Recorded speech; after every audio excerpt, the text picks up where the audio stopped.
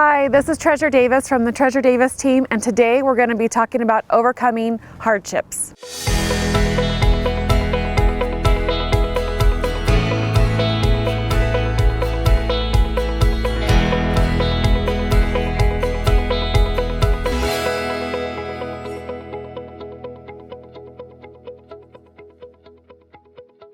This is one of my best friends, Dean Yeager with the Treasure Davis team. Yes. So tell us a little bit about you. I'm a realtor on the Treasure Davis team. I've been with Treasure since 2014. Prior to becoming a realtor, I was a teacher for 10 years here in town. I am passionate about teaching still, and I was able to bring that into the real estate world. I love running. I'm a big trail runner. In fact, we're standing among some of my favorite trails here in town. It's what I do for fun and mental health, and I can't get enough of it. Yes. And so we picked this spot. I don't know if Dean knows this, but I know he knows that I've overcome some hardships as well, but this is my secret spot. I have a secret spot in here that I come to when I'm having a hard time. So today we're talking about overcoming hardships. Yep. So I don't know if you want to go into details about your hardship or not, that's up to you, but I really want to focus on like those first couple of days as you reflect back, like what really helped get you through that? Sure. So it is public knowledge. I won't go into details, but I was the cause of a vehicle accident a few years ago with a motorcycle, and just after a day of showing houses, normal day, and as the result of my accident, my careless mistake, the motorcycle did not survive the accident. So initially there still is, but lots of guilt and lots of, I caused this, I was the result of someone else not making it, and so definitely lots of struggles and tears and why me and what could have I done differently, and a million things that run through your head and still do today, of course, but that was my big hardship, of course. Before you go any further, okay, yes. I think it's important, without going into details, for you to know more than anything else that there were other circumstances that played a part in that accident. Right. Obviously we feel terrible for the family, but there were other things that contributed to that accident that you had nothing to do with. Right. And so I think that's important for you to not lose sight of. Right. And it is called an accident for a reason. Right.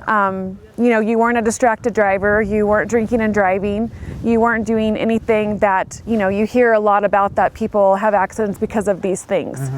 So I think that's important for you to not lose sight of, because I've heard you talk about it a couple of times, and while it's important to take ownership and accountability, you can't take 100% of it. Sure. That's not. I appreciate that. Yeah. It's not. So I just wanted to do a little bit about that as well. Sure. Yeah. No, and she's right, and it's the, I want to own my actions and not make excuses. But yeah, there's definitely a lot to this story. Yes. And, a lot of details. But right. I appreciate right. that. So those first couple of days, even that night, was really, really hard. Yes. As you look back on that, because the people that are going to be watching this maybe have just gone through something very traumatic, maybe someone didn't lose their life, but what were the first couple of days like? Like, what do you recall looking back on it now? Like, what really got you through those first couple of days? Yeah, it was definitely my strong support system. I'll start with my one of my best friends, Tim, who I run with a lot, came and stayed with me that night while I was in the hospital and at the scene of the accident, because when it's an accident like that, you have to sit there for 4 hours, you don't get to go. Sure. And then my team just overwhelmingly surrounding me, Treasure and Aaron and everyone else on the team, coming over and bringing me food, and I'm like, I'm coming in, I gotta work, and they're like, you're not working, we know what's better for you, we know what's good for you, we're gonna help you, but this is what you need to do, you need your space, and we're gonna love on you, and we're gonna let you have your space. And that really made the difference, and it showed like, wow, there's all these people out here, and reaching out and calling and texting, and it was overwhelming. It was great, it was overwhelming, but I wouldn't have made it through if it wasn't for that, for sure. So what are some steps that somebody can take as they're overcoming a hardship? What are some baby steps that someone could take to, kind of get their head straight a little bit? For me, I had to write down the positive things in my life at that time that were good. I had to write down, like, a team leader who is caring and helping, really basic things. A friend that was willing to sit with me after he just was out of town for a whole week and missed his family, but he chose to be there with me to make sure I was okay. Parents that called. I was just writing that down and looking at that list, like, okay, I have this to focus on and I have to get through this because of these people here. And I owe it to them to get to the next level, I guess, if that makes sense. Yeah, when I had my hardship of my son passing away, I actually made a list of people that I could call based off how I was feeling at that time, because different people could hear me say the same things over, and other people were good if I was like, gosh, I need X. I need to meet with someone. I need to do something like that. So that was really important. What's another step that someone could do? Someone gave me the best advice during this time. They said, you have to take care of your body, because that's the first thing that you neglect. You have to, if you're a runner or a walker or an active person, you have to continue to do that. Eating healthy is probably the best thing you can do, maybe even go a little bit more extreme during that time, because your body is really fighting a lot of stuff. And I didn't believe that until I went through it. Like, you don't go and make crazy purchases. Don't go and buy a brand new car or move to another city because you're going through all this. You need to just let yourself calm down and get through this, but don't make any crazy changes. Right. So I think it's also important, and mental health awareness is something that I'm very, very passionate about. And I think that there's kind of a taboo around it in our society about people not being able to ask for help when they need it. And I think that there is always a great need for you to seek somebody professionally that you can speak to, someone that you can just listen to, that you don't feel like you're a burden to, that you can share the things that you're not going to be ashamed about personally or possibly later. And so that's something, that after losing our son, we sought, a counselor, and she was tremendous for us in helping us come up with a day by day, minute by minute plan that we could actually do that didn't feel overwhelming.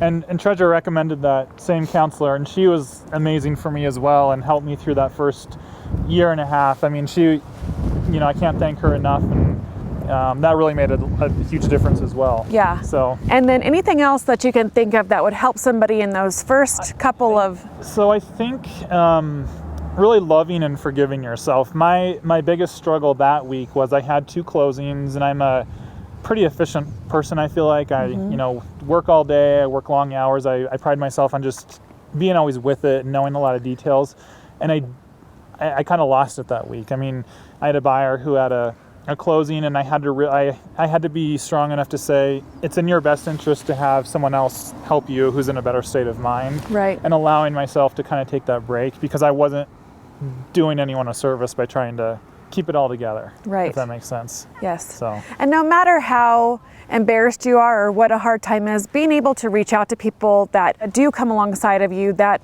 want to help you, not turning them away in a time of need, and being able to embrace and accept, within moderation, of course, but being able to accept things and letting people know, like, this would really help me during this time.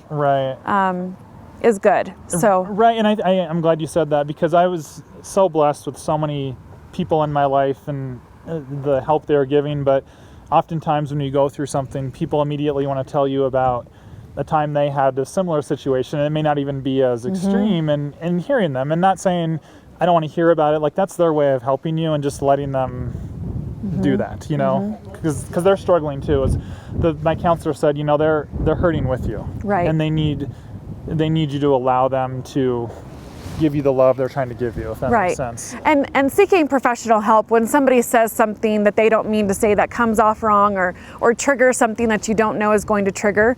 I think it's really important to have somebody that you can trust, that you can talk to, that can give you coping skills and ideas of how you can handle that. So, anything else you want to share with us on this topic, Dean? So it's been 2 years. It was 2 years just the other day.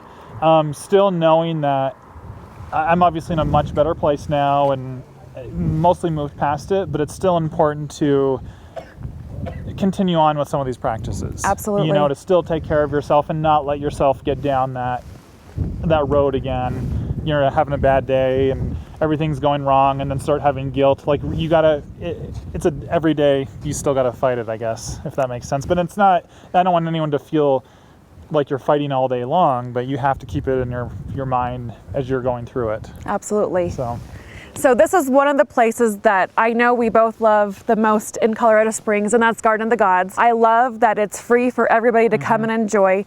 I love that it's one of the top tourist attractions in Colorado Springs and actually in the state of Colorado. Right. And I love watching people hike around and explore the trails that we get to experience all the time. Right. I like to call it our Central Park. You know, New York has a is great our Central Park. but this is way cooler. I love Central Yes. Park, but this is way cooler. It is. And this is our little oasis and a place where we can, you know, just come and reflect and have some time to just get true with who we are. So thank you so much for watching, and Yes, thank you for sharing your story, you too. Dean. You too.